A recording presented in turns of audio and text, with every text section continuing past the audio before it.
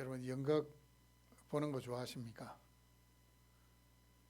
최근에 연극 본 게 뭡니까? 저도 까마득합니다. 연극을 본 게 까마득한데, 연극이 이렇게 좀 긴 연극을 보면 막이라는 것이 있습니다.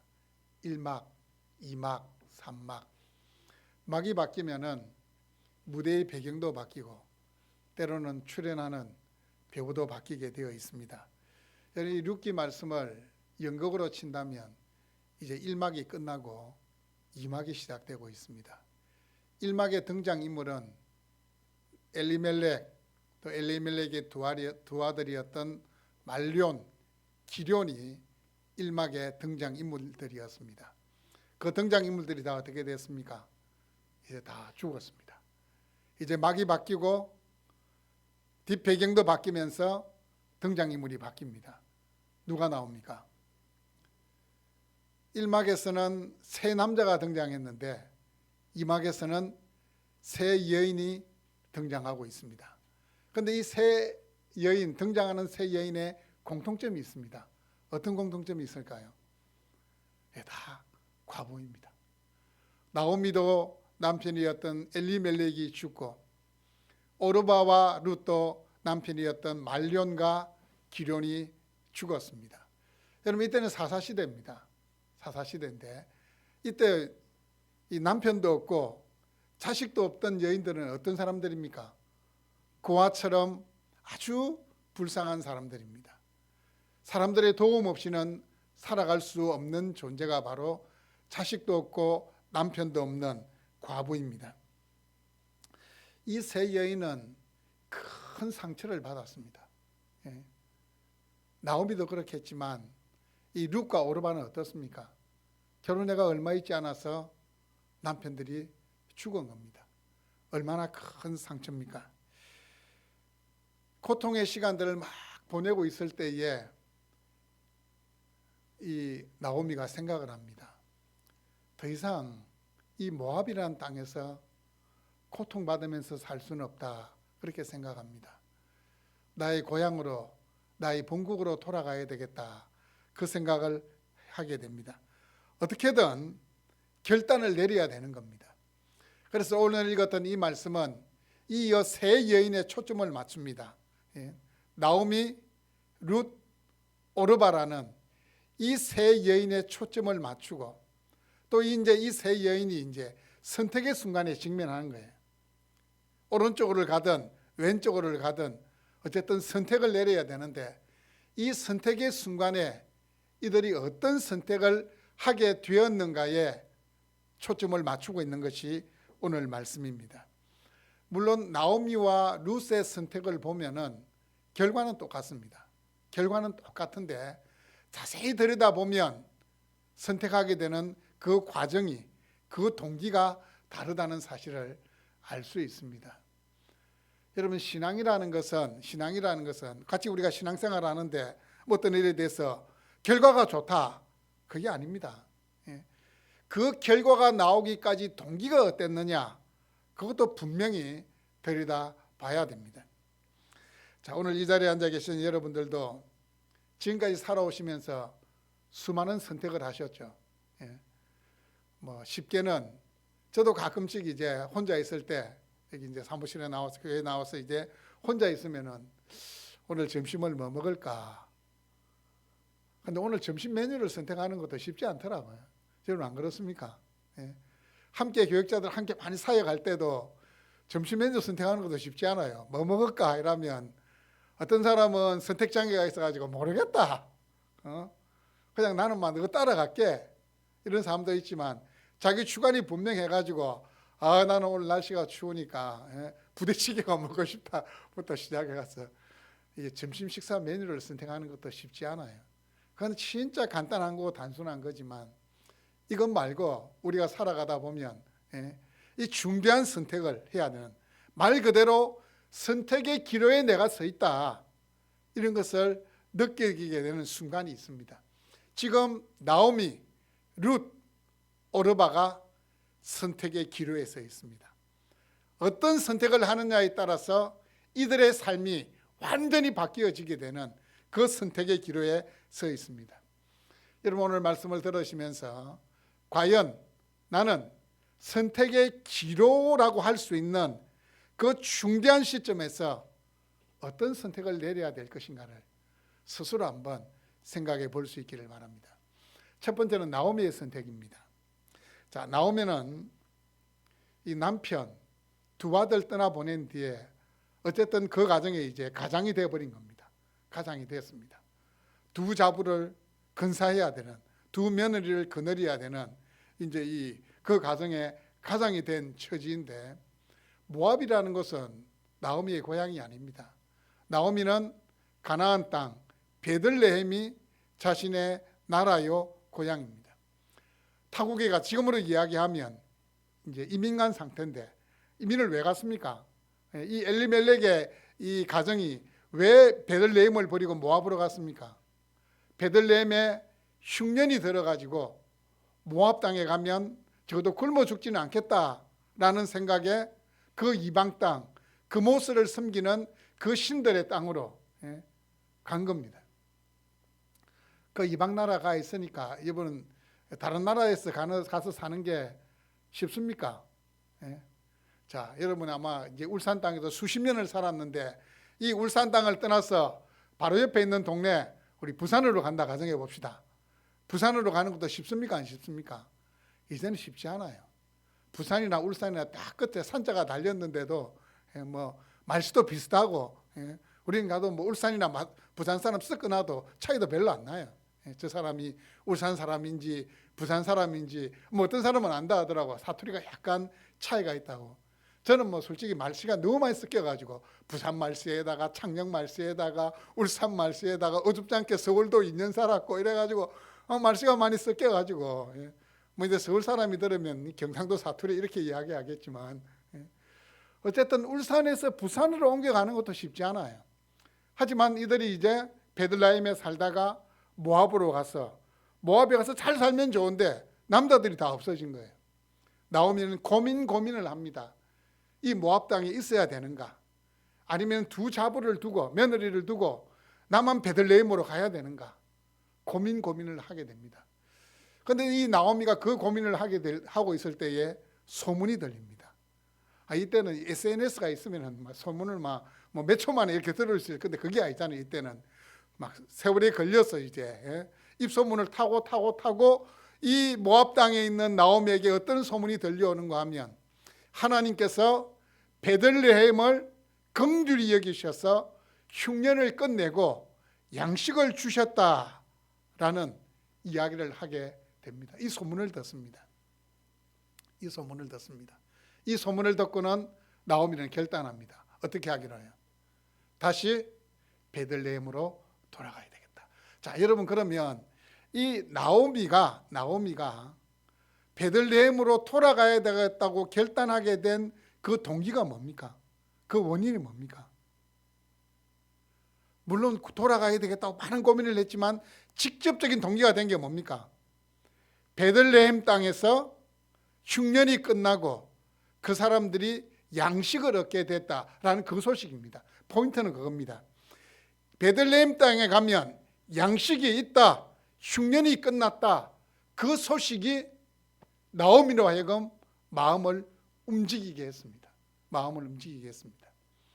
여러분 이 세 여인 중에서 신앙생활 제일 오래 한 사람이 누굽니까?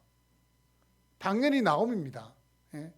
물론 이 룻과 오르바도 시집 와가지고 신앙생활 시작했다 해도 채 10년이 되지 않아요. 몇 년 되지 않아요. 나오미는 태어나면서 선택받은 하나님의 사람이에요. 하나님의 백성입니다. 그런데 이 나오미가 선택의 순간에 뭘 가지고 선택을 합니까? 양식 주셨다는 그 육신적인 거 가지고 선택을 하게 됩니다. 당연히 언약의 백성이면 언약의 땅으로 돌아가야죠. 그거 하나만으로도 내가 다시 돌아가야 되겠다. 우리 집안의 내 남편의 선택이 10년 전의 선택이 잘못되었다. 순전히 그는 신앙의 선택이 아니었고 양식을 따라갔던 육신적인 선택이었다. 그렇게 생각을 해야 되는데, 이번에도 나오미가 베들레헴으로 돌아가는 건 뭐 때문에요? 먹고 사는 문제로, 육신적인 문제로 선택을 하게 됩니다. 그리고 여러분 이 나오미가 나오미가 이 두 며느리에게 무슨 말을 합니까? 이제 어머니가 막 나는 이제 짐 싸가지고 내 고향으로 간다 이렇게 하니까 두 며느리가 어떻게 합니까? 아이고 어머니 감사합니다. 우리는 남아가지고 여기서 신랑 찾고 해서 잘 살겠습니다. 이렇게 이야기합니까? 며느리들이 따라 나서는 거예요. 저는 이걸 보면서 야 그래도 나오미가 진짜 좋은 시어머니였던 것 같다. 그 생각을 하게 됩니다. 여러분 오르바나 루스의 입장에서는 베들레헴은 어떤 나라입니까? 이방 나라입니다. 생김새도 달랐을 겁니다. 조금 생김새 좀 달랐을 거예요. 그럼 그 베들레헴으로 가면 그 두 여인은 뭐가 되는 겁니까? 과부에다가 이방 나라 사람. 이러면 진짜 힘든 거예요. 삶이 고달픈 거예요. 그럼에도 불구하고 어머니를 따라 나서겠다는 건 그 어머니가 보여줬던 그 사랑, 그 감동을 받은 거예요. 그걸 따라가겠다고 나서는 겁니다. 그때 나오미가 어떻게 합니까? 그래 가자.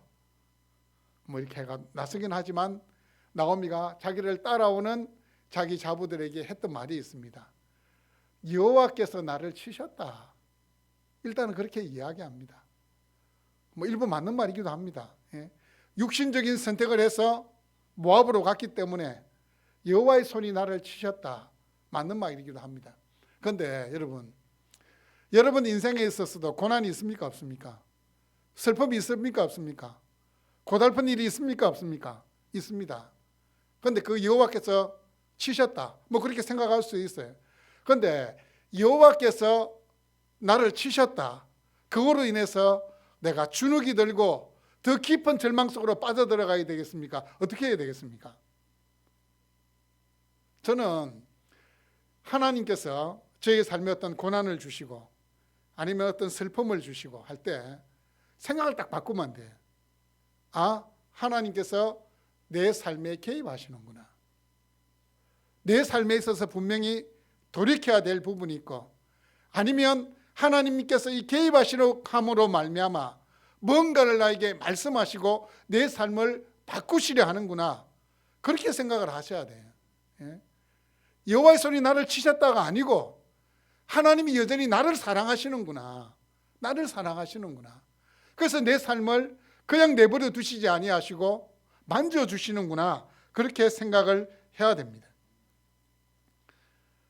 이 나오미를 보면 좀 이게 아쉽다는 생각이 계속 드는 게 두 며느리를 바라보면서 어머니 집으로 돌아가라 또 이렇게 이야기를 해요. 그건 또 뭡니까? 그건 육신적인 선택을 하라는 겁니다. 이 모압 땅에 남으면 그래도 무슨 가능성이 있습니까? 다시 재혼할 가능성이 있다라는 사실을 이야기를 해줍니다. 그런데 계속 따라오니까 나오미가 또 이런 이야기를 합니다. 여호와께서 너에게 허락하사 각기 남편의 집에서 위로받기를 원하노라. 뿐만 아니고 또 계속해서 이야기하면 계속해서 따라오니까 생각해봐라. 내가 어떻게 재혼해가지고 아들을 낳는다 하자. 그 아들을 낳는들 너희들하고 재혼할 수 있겠냐. 예전에는 뭐 그렇게 할 수 있었거든요. 형이 죽으면 형수가 남겨지면 그 동생이 형사치수 제도로 해서 이 동생이 형수와 결혼해서 이게 종족을 보존하는 형사치수 제도라는 게 있었습니다. 아마 그걸 생각하면서 나오미가 이야기합니다. 나를 따라와봤자 소망이 없다는 겁니다. 내가 양식을 따라 옮겨갔듯이 너희들도 미래를 생각해서 모압으로 돌아가라 그렇게 이야기를 합니다. 여러분 육신적인 선택을 하는 이 나오미의 모습이 이 룻기에만 나오는 나오미의 모습 아닙니다. 여러분 지난 살아왔던 이 삶을 한번 쭉 돌아보시기를 바랍니다. 우리도 선택의 순간에 그리스도인이라는 이름은 가지고 있지만 진짜 육신적인 선택을 진짜 많이 합니다. 진짜 많이 해요. 만약에 직장이 두 군데 있다. 내가 들어갈 수 있는 직장이 이쪽은 보수가 좀 낮고 근데 약간 주의를 지키는데 조금 지장을 받을 수 있고 내 신앙생활에 있어서도 조금은 덜 유익한 직장이 이것이고 이 월급으로 월등히 낮고 이쪽은 주의를 확실히 지킬 수 있고 또 내 신앙에서도 유익이 된데 보수가 낮아요. 그럼 어떻게 하시겠어요? 10명 중 8명은 이쪽 직장을 선택합니다. 이게 그리스도인들이 범하는 육신적인 선택입니다. 뿐만 아닙니다. 보통 부모들 이 자녀가 이제 대학 진학을 앞두고 있거나 고3이다, 아니면 재수를 한다. 그럼 어떻게 이야기합니까? 진짜 중요한 시기다. 이 1년만 하면 된다. 1년만. 신앙생활은 잠시 뒤로 미루고 교회 가서 봉사하는 것도 잠시 뒤로 미루고 진짜 이 1년이 네 인생 전체를 좌우할 수 있다 이야기하면서 공부가 중요하다는 식으로 자기들을 그렇게 밀어붙입니다. 그것 또한 육신적인 선택이 될 수 있습니다. 뿐만 아닙니다. 직장생활 하면서도 우리는 편법, 불의 보면서도 저걸 갖다가 내가 그냥 슬쩍 눈 감고 있으면 나에게 더 큰 유익이 있겠다 싶으면 외면합니다. 모른 척합니다.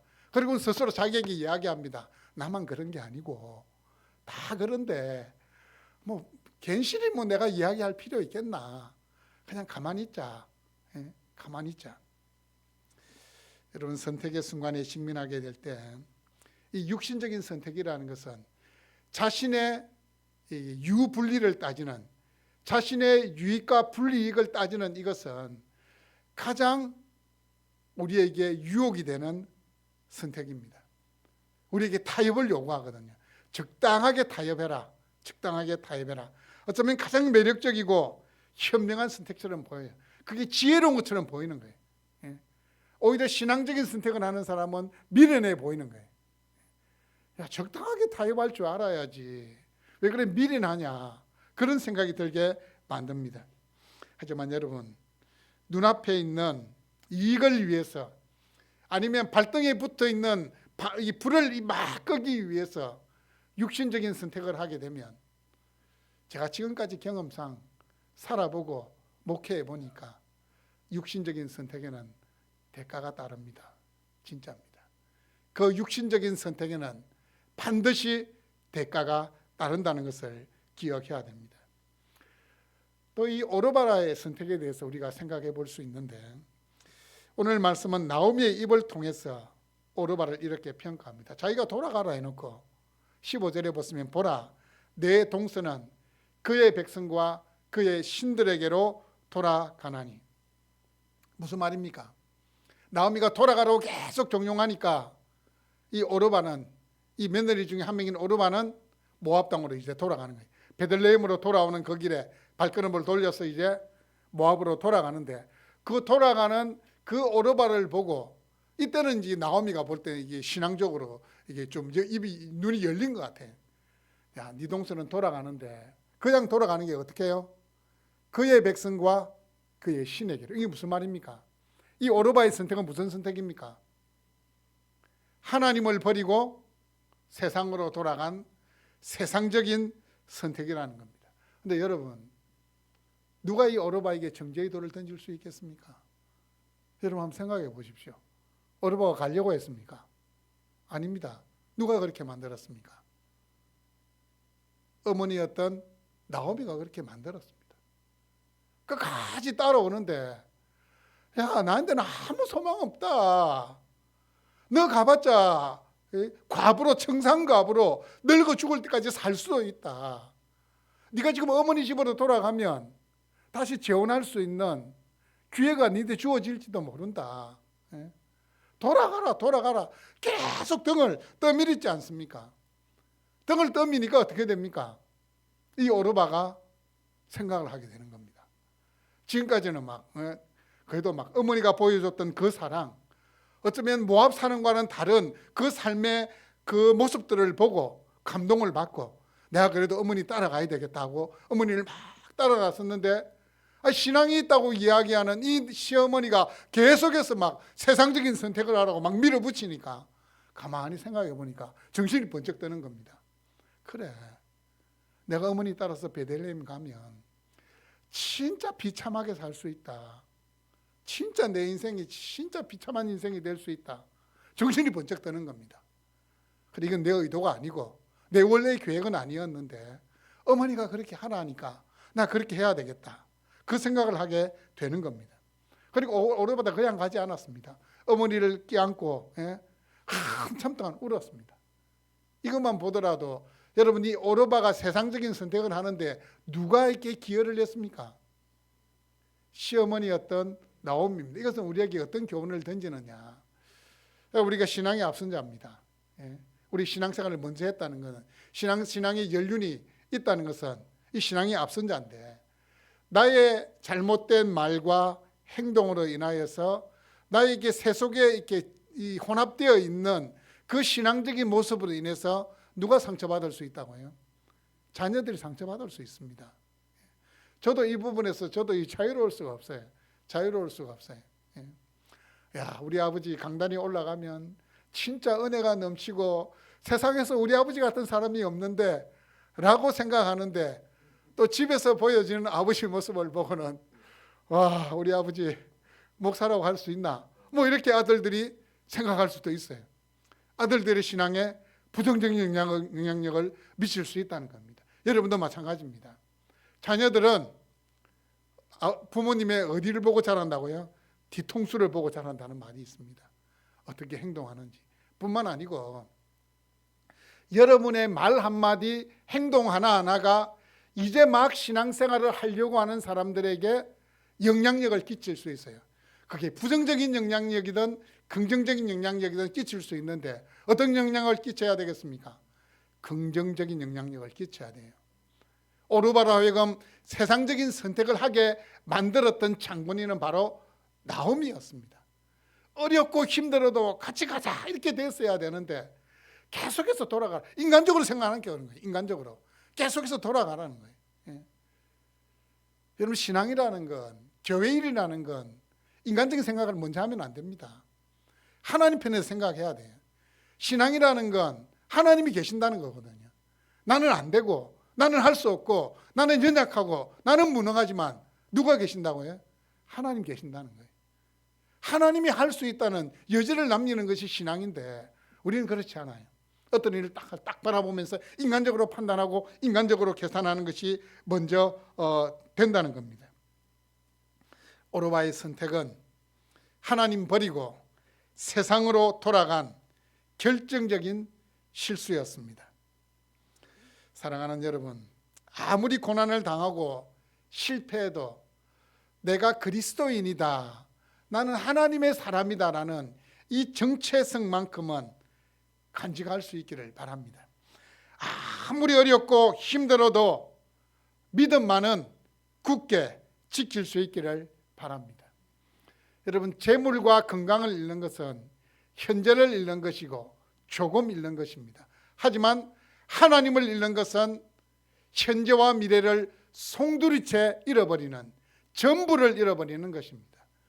생각 잘 하십시오. 하나님입니다. 하나님만 붙잡으면 미래가 있습니다. 소망이 있습니다. 원래 주인공은 제일 마지막에 등장합니다.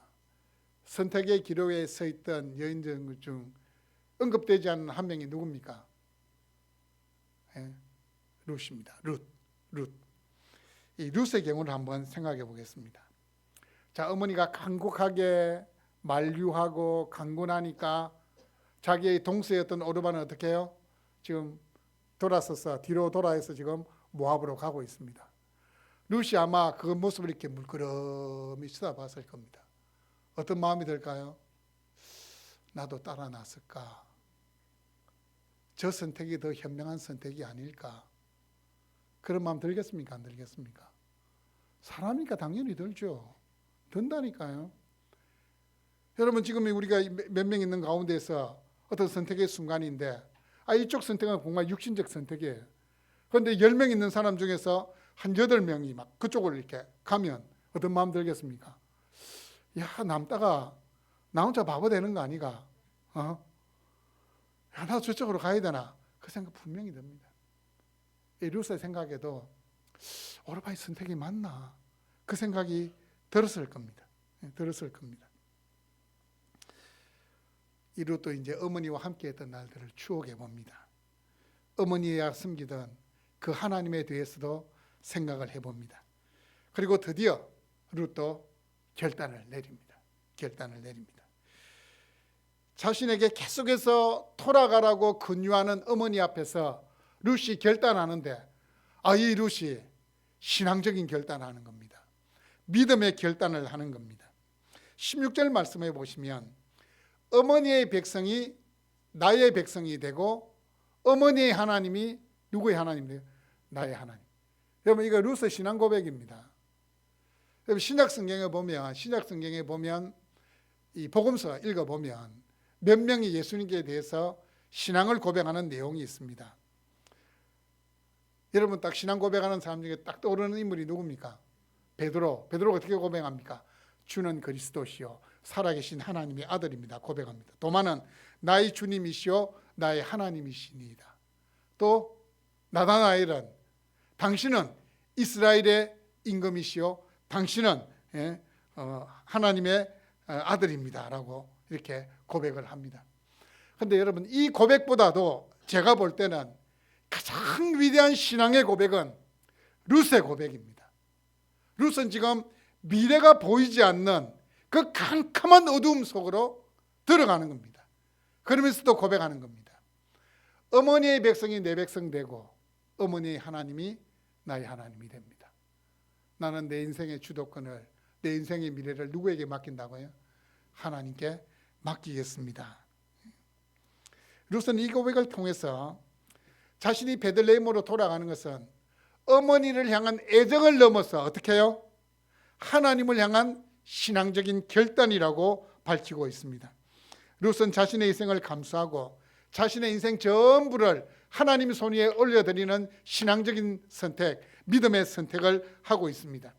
나는 그모스의 백성이 아니라 나는 하나님의 백성으로 살아가겠습니다라고 결단한 것입니다. 여러분, 룻기가 1장으로 끝이 난다면 누구의 선택이 옳았습니까? 오르바의 선택이 옳은 겁니다. 현명한 선택입니다. 지혜로운 선택입니다. 하지만 룻기 4장까지 읽어보시면 어떻게 됩니까? 반전이 일어나는 겁니다. 신앙적인 선택을 했던 룻의 선택이 옳았다는 것을 우리는 볼 수 있습니다. 사랑하는 여러분, 지금까지 여러분은 주어진 말씀을 통해서 각기 선택의 기로에서 선택했던 세 여인의 선택을 살펴보았습니다. 나오미는 그리스도인이지만 하나님의 백성이지만 양식 때문에 육신적인 선택을 한 거고, 그리고 오르바는 세상을 선택해 버렸습니다. 그리고 한 명 룻만이 신앙의 선택, 믿음의 선택을 했다는 것을 보게 됩니다.